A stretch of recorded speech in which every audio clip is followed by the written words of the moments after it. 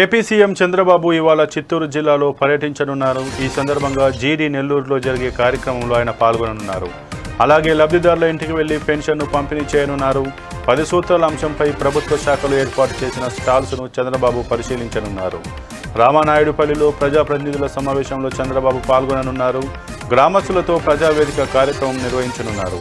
కాగా సీఎం కార్యక్రమాలు విజయవంతం చేసేందుకు అటు అధికార యంత్రాంగం, ఇటు కూటమి నాయకులు అన్ని ఏర్పాట్లు చేశారు.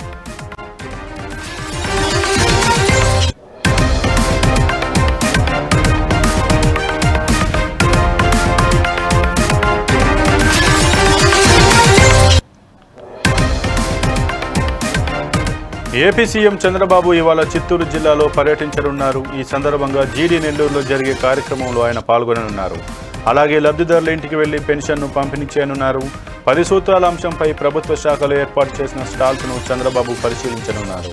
రామానాయుడుపల్లిలో ప్రజాప్రతినిధుల సమావేశంలో చంద్రబాబు పాల్గొననున్నారు. గ్రామస్తులతో ప్రజావేదిక కార్యక్రమం నిర్వహించనున్నారు.